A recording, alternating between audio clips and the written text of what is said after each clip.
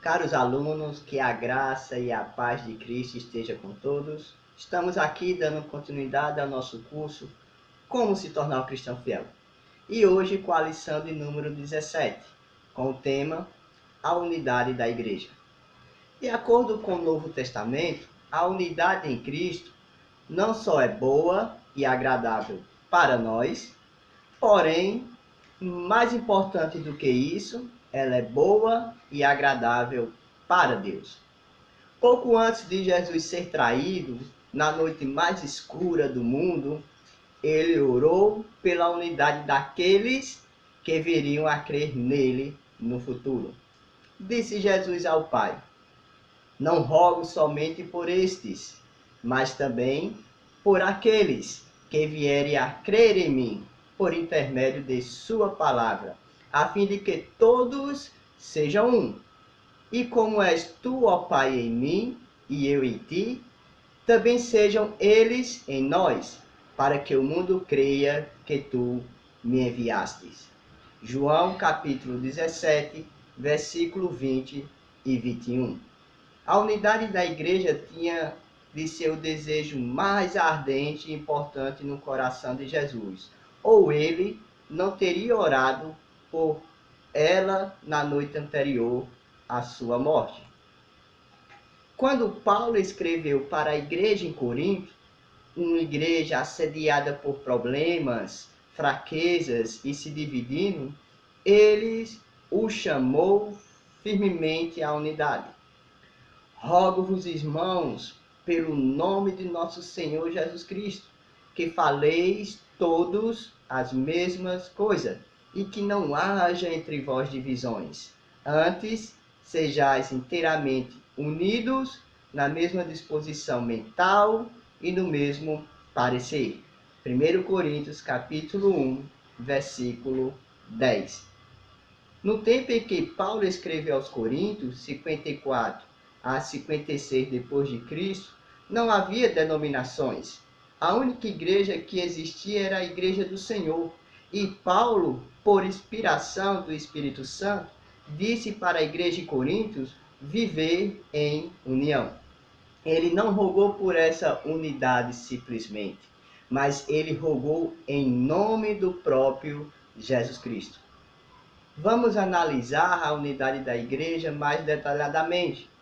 As duas passagens já citadas evidenciam que a igreja de Cristo deve ter uma bela unidade. Mas que tipo de unidade é essa? Qual é a natureza dessa unidade? Entender a unidade pela qual Cristo orou ajuda-nos a entender melhor a própria igreja. Unidade ao tornar-se parte do corpo. Compreendemos que a unidade é dada por Deus ao corpo de Cristo como um povo. O Novo Testamento fala de uma unidade que é natural e básica em Cristo. Essa unidade ocorre pela graça de Deus, quando uma pessoa entra no corpo de Cristo.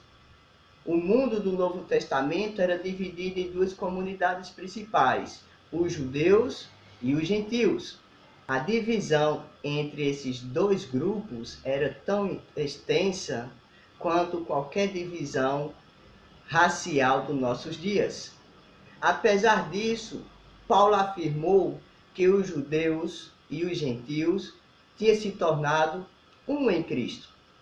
Ele diz, porque ele é a nossa paz, o qual de ambos fez um.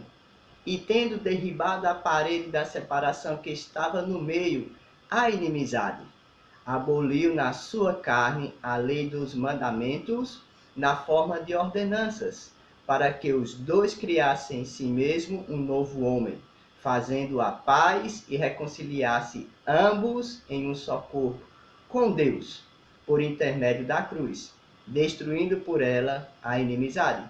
Efésios capítulo 2, versículo 14 a 16. Paulo também diz em Gálatas capítulo 3, versículo 28.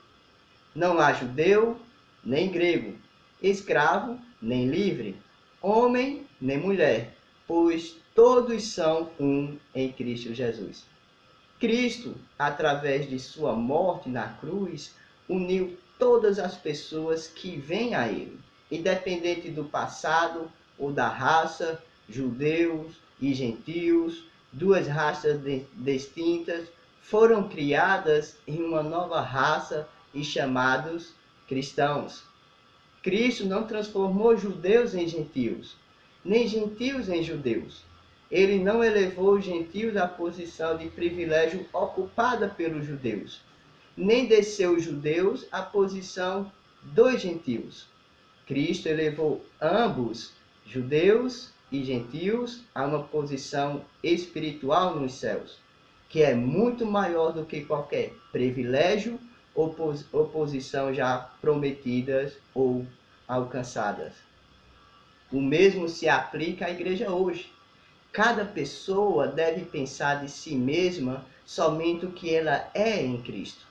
Cristo é o Salvador e o Senhor de todos os cristãos. Nessa unicidade divina, todas as diferenças raciais, sociais, familiares e de nacionalidade são eliminadas. Por meio de Cristo, as pessoas são reconciliadas ou trazidas juntos a Deus. É o que diz Colossenses capítulo 1, versículo 20. E por meio dele, reconciliar-se consigo todas as coisas, tanto aos que estão na terra, quanto aos que estão no céu, estabelecendo a paz pelo seu sangue derramado na cruz.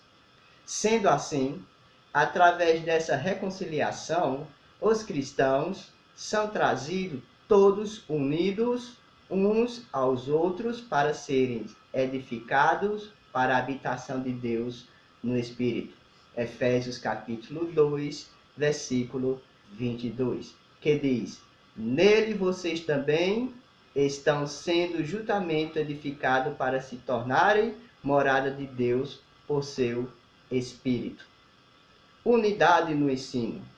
Através de estudos, encontramos em Cristo a unidade no ensino. A unidade é dada pelo Espírito Santo quando as pessoas entram no corpo de Cristo. Mas essa unidade é preservada pela obediência de cada membro aos ensinos das Escrituras. Ao escrever acerca da unidade da igreja, Paulo advertiu os cristãos a perseverar a unidade do Espírito no vínculo da paz. Ele nomeou os 7 uns, que formam o ensino básico da unidade no corpo de Cristo. Ele diz em Efésios capítulo 4, versículo 4 a 6, há somente um corpo e um só Espírito, como também fostes chamados numa só esperança da vossa vocação. Há um só Senhor, uma só fé, um só batismo, e um só Deus e Pai de todos, o qual é sobre todos, e age por meio de todos, e está em todos. O corpo a respeito de que Paulo escreveu é o corpo espiritual de Cristo, a igreja. O Espírito é o terceiro membro da divindade, o qual nos concedeu a revelação das Escrituras. A única esperança, a esperança eterna, colocada no coração de cada cristão por meio do Evangelho. O único Senhor é Cristo, o Filho do Deus vivo, aquele que morreu por nossos pecados e ressuscitou para a nossa justificação. A única fé é a crença em Cristo e sua palavra, a qual provém do testemunho das Escrituras. O único batismo é o batismo ordenado por Cristo na grande comissão e que vigora até hoje. O único Deus é o Deus eterno que criou a terra e tudo lhe provê. O único Deus verdadeiro. Unidade no viver diário. A unidade deve ser vista no viver diário do corpo do cristão. A unidade que é concedida pelo Espírito Santo quando a pessoa entra no corpo de Cristo. Não é só preservada pela obediência de cada membro ou pelo ensino das Escrituras, mas também é preservada pelo viver coletivo em conformidade com Cristo, numa aproximação prática e comum a todos. Paulo encorajou os irmãos filipenses a viverem juntos em amor, em harmonia. Ele disse: completai a minha alegria, de modo que penseis as mesmas coisas, tenhais o mesmo amor, sejais unidos de alma, tendo o mesmo sentimento. Filipenses capítulo 2, versículo 2. E disse mais: rogo a Evódia e também a Síntique, e que vivam em harmonia no Senhor. Filipenses 4, versículo 2. Esses versículos exigem necessariamente que cada membro do corpo de Cristo viva de acordo com os ensinamentos da Bíblia. Para perseverar a unidade, às vezes os cristãos têm que guardar para si suas próprias opiniões e desejos. Uma tentativa cuidadosa por parte de cada irmão e irmã do corpo de Cristo de pensar no outro com amor e graça. O cristão deve impor menos suas próprias opiniões e desejos, e ele não deve fazer nada por egoísmo ou visão cega, mas com humildade de mente, e ele deve considerar os outros mais importantes do que ele mesmo. Filipenses 2, versículo 3. Nada façais por ambição egoísta ou por vaidade, mas humildemente considerem uns aos outros superiores a si mesmo. Ele não deve buscar seus próprios interesses, mas o dos outros. Filipenses capítulo 2, versículo 4. Cada um cuide não somente dos seus interesses, mas também dos interesses dos outros. Vivendo desse modo, ele estará demonstrando de maneira singular a mente de Cristo.